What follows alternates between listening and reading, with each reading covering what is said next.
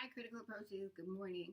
I have a lot to cover, so I'm going to get right to it. Today, I'm going to talk to you about Plato and his thoughts on the poet, or as he calls the poet, the imitative poet. And then I'm going to touch on Thou Shalt Not Kill very quickly, and then move to Emerson and his concept of the poet.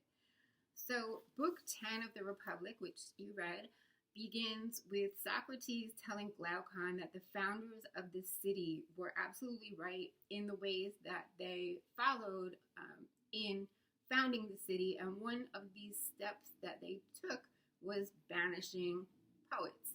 So the reason why Socrates says that the poets should be banned is because poets are imitative. And imitative poetry maims the thought of those who hear it. So to explain imitation, Socrates says, think of anything that we have many forms of. So, for example, a couch, like the one I'm sitting on. There are many couches, right? But there is only one idea of a couch. So, this is the true couch, the idea of the couch, and this is what exists in nature, and this is what was created by God. So next over from the idea of the couch, we have like a certain couch, like the one I'm sitting on, that was produced by, let's say, a carpenter. So to produce the couch, the carpenter looks to the idea of the couch, and then the carpenter makes a certain couch.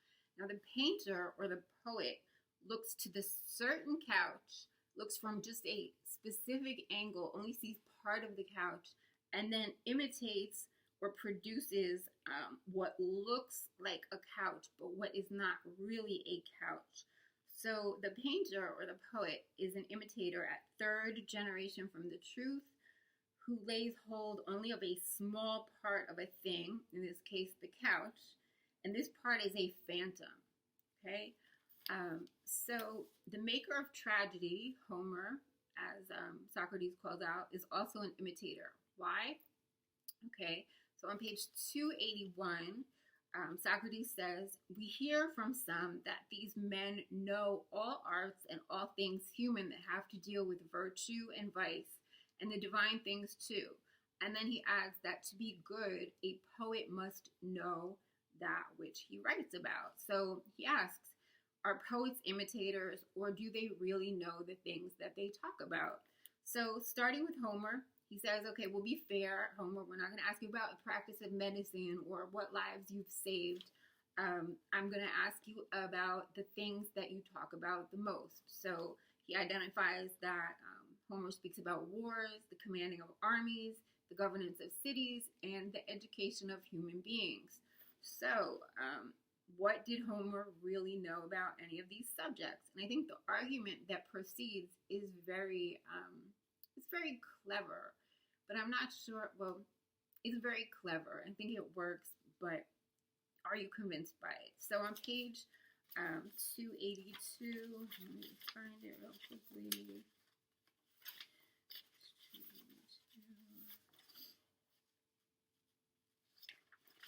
Okay, so on page 282. Dear Homer, if you are not a third from the truth about virtue, a craftsman of a phantom, just the one we defined as an imitator, but also second and able to recognize what sorts of practices make human beings better or worse in private and in public, tell us which of the cities was better governed thanks to you. And Socrates is not able to name a city that is said to be better governed thanks to Homer, and neither are we. So he moves on and asks, well, is there any war in Homer's time that was remembered as being well fought under his rule or advice? And again, there is none that we know of. Moving on to page 283, Socrates asks, well then, was he in private a leader in education for certain men who cherished him for his intercourse and handed down a certain Homeric way of life? Again, we come to the answer, no, not that we know of. And then Socrates says that if Homer were really able to educate people and make them better, he would have been cherished by his contemporaries. They would have, raised him up, and we would know of it, but we don't. So the conclusion that Socrates arrives at is that Homer and the other imitators do not lay hold of the truth, but rather they only make what seems to be. And on top of that, they have no knowledge of what seems to be. And here he compares the painter to the craftsman. Let's say a craftsman is making for a horse reins and a bit. I don't know anything about horses, but this is just the example that is used. So a craftsman is familiar with the way that things work. So according to the theory here, the craftsman would know the use value of the thing he's producing, whether it's good or whether it's, in Plato's words, right. However, the poet or the painter who's painting the bit and the reins doesn't know anything about their use or function or whether they are right. So, yes. Hold on a second. So the imitator is a maker of phantoms who understands nothing of the actual thing, and he's very dangerous in terms of the influence that he holds over people who don't know any better. And as Plato identifies, most people don't know any better. Most people don't know about the governance of cities or the commanding of armies. So most people are going to read Homer and be fooled. So that is part of the danger. Now, Plato goes on, or Socrates, goes on to ask, on which parts of the human being does imitation have power over? So he identifies two parts of the soul. There is the calculating part that is moved by measure, calculation, argument, and law. And then there is another part of the soul that is contrary to calculation and argument. And this is the part of the soul that imitation keeps company with. Now, just the question I want to pose, as someone who's always been horrible at math and is not at all moved by numbers, I just saw a flaw in the rationale there. I was wondering if anyone else was thinking of that. But anyway, the best part of the soul for Socrates is the part governed by calculation, argument, law, reason. So he moves on to say that a decent man who suffers some great loss, let's say the loss of a son, or the loss of a wife, or the loss of a friend, this man will grieve, but he will bear the grief more easily than someone who is not a decent man. A decent man will be sensible in the face of pain. A decent man will hold out against the pain more when in the company of his peers. And it is the calculating part of his soul that tells him to hold out against the pain, whereas the other part, which is now referred to as the irritable disposition, is going to draw him to the pain and lead him to reminisce on it. So, like the decent man, in general, when we suffer loss, we agree that it is best to accept the loss, to deal accordingly, not to behave like children or a child who has fallen and is crying. It's best to set things right as much as we can and move forward. However, page 289, even though we recognize this in our behavior and in our lives as the best course of action, when we see or read, when we see a play or read a poem, or to put it in more contemporary terms, watch a movie or a TV show or listen to a song that features a character who is mourning or suffering, Socrates says that we will begin to feel the emotions along with the character, and we'll say, oh, that was a good movie, or that's a great song, or that's a good poem, even though we recognize that that is not ideal behavior. So that is another reason why the poet is so dangerous. So I'm going to just read you this quote. It's on page 289. Listen and consider. When even the best of us hear Homer or any other of the tragic poets imitating one of the heroes in mourning and making quite an extended speech with lamentation, or if you like, singing and beating his breast, you know that we enjoy it, and then we give ourselves over to following the imitation, suffering along with the hero in all seriousness. We praise as a good poet the man who most puts us in this state. So think that's an important point to make. And oh, and then another important point to recognize is that the irritable disposition, which is again the lesser part of us, which is ruled or kept in check by the more measured, calculating part, the irritable disposition, is more easily imitated by the poet, and audiences react more favorably to the irritable disposition than they do to what Plato or Socrates identifies as the prudent, quiet character. So to put this again in contemporary terms, if you were to think about reality TV and the characters, I haven't watched any reality TV lately, but when I think back to some shows that I have seen, when you think about the characters that get the most airtime, they tend to be the loud, messy people who are getting drunk or getting into fights or starting drama. Whereas if there was a reality TV show or like some type of real world or, I don't know, Big Brother House with people in it, and there was a prudent, quiet character who was just doing her homework all the time or going to school, that personality would probably get the least amount of airtime, would probably not be considered very interesting by the audience. And there aren't really many ways, well, according to Plato, to portray that type of character. Whereas the irritable disposition, there are many different ways to portray that type of character and is more interesting to the audience. So that is the personality or the side of us that the imitative poet is going to give us. And it's going to be a bad influence. And it leads to, this is on the midterm, what Socrates identifies as a bad regime in the soul of each private man. That's on page 289. So that is why the imitative poet is so dangerous. It produces a bad regime in the soul of each private man by making phantoms that are far removed from the truth and by gratifying the soul's foolish part.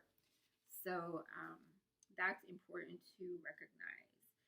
So imitative poetry leaves the best part of us, which is the measured, calculating part, to relax its guard over that other part, which is given to mourning and lamentation, and sets up sex, spiritedness, and pain and pleasure to rule us, when in actuality they should be ruled by the measured, calculating part.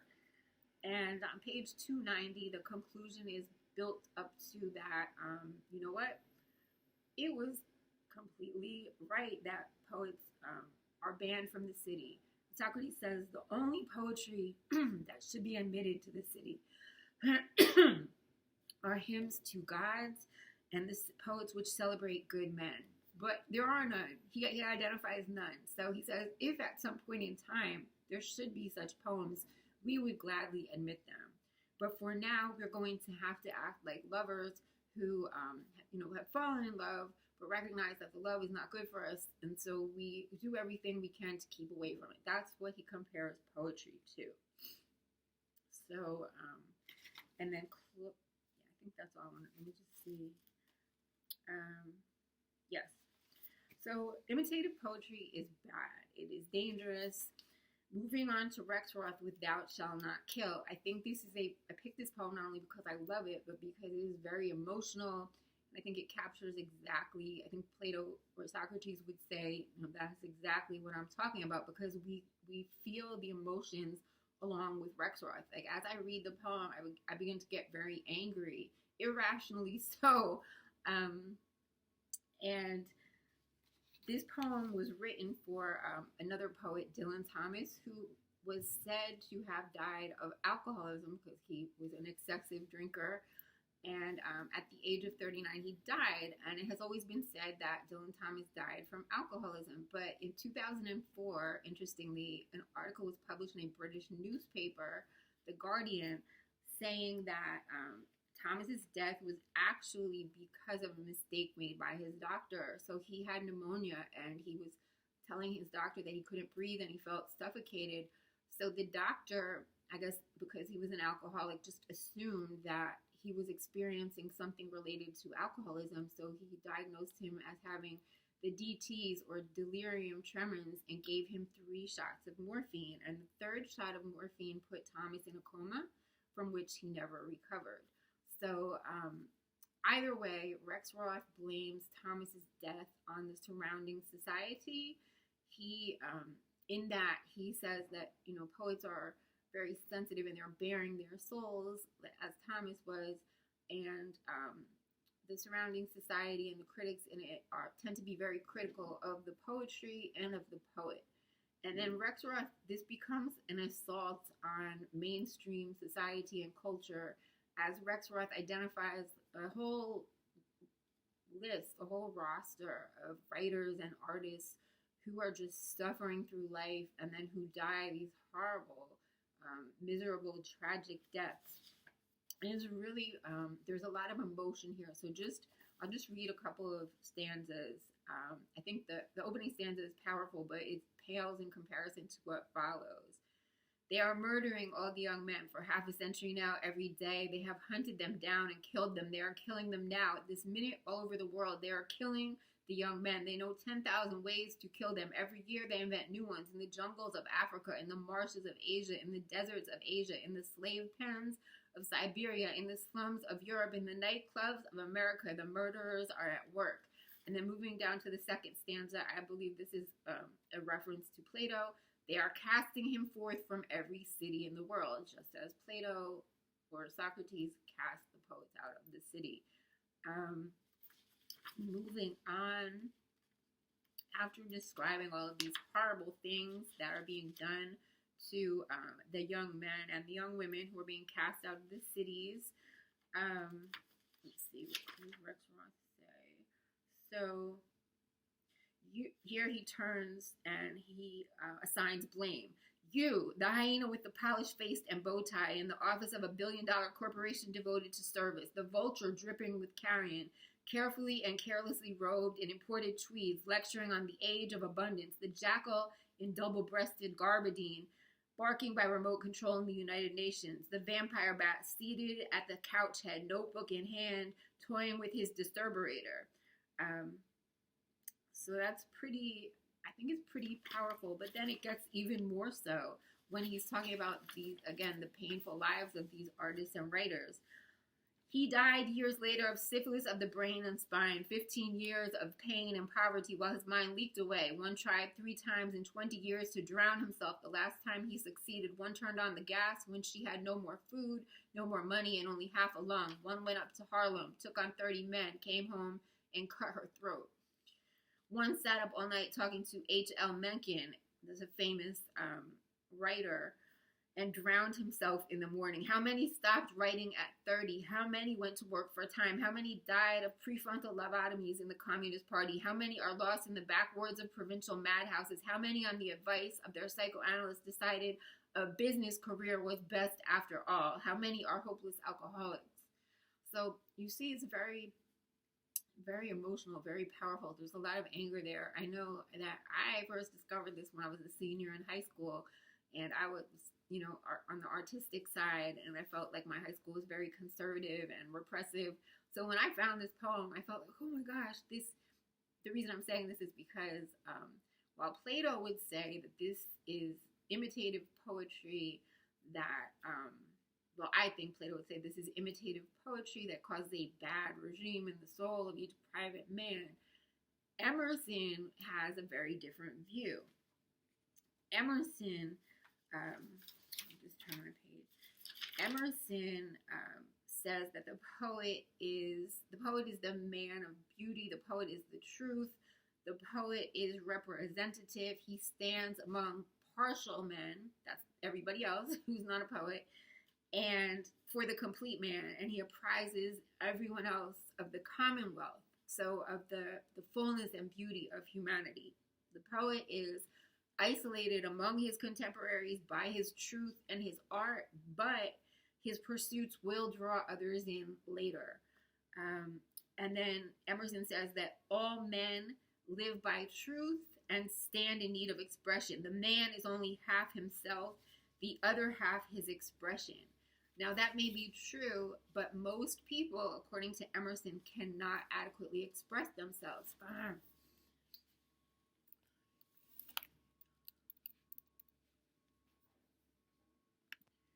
Sorry about that. So most people cannot adequately express themselves, and that is why we stand in need of the poet. So a quote from page 321. The great majority of men seem to be minors who have not yet come into possession of their own, or mutes, who cannot report the conversations they have had with nature.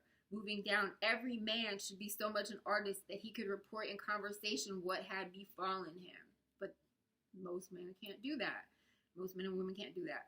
The poet is the person in whom these powers are in balance, the man without impediment who sees and handles that which others dream of, traverses the whole scale of experience, and is representative of man in virtue of being the largest power to receive and to impart.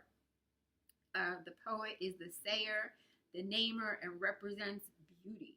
So for Emerson, and then the sign, this is from page 322.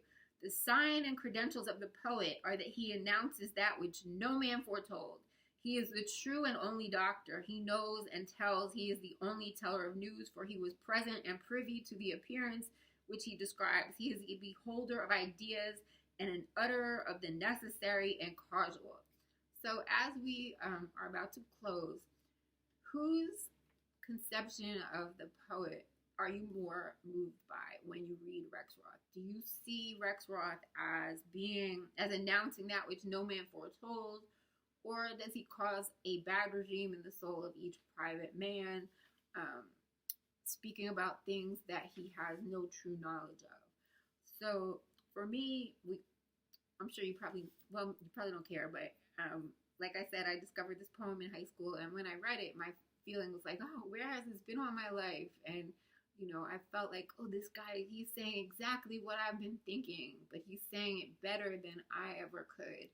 So, and he is the true and only doctor. I also felt like, yes, this is the answer.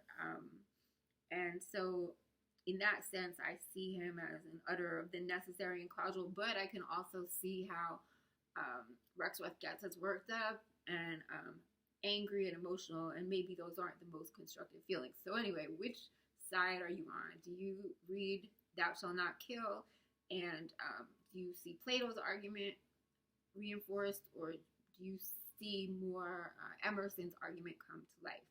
So that is what we will talk about when we meet at 2. Thank you for watching.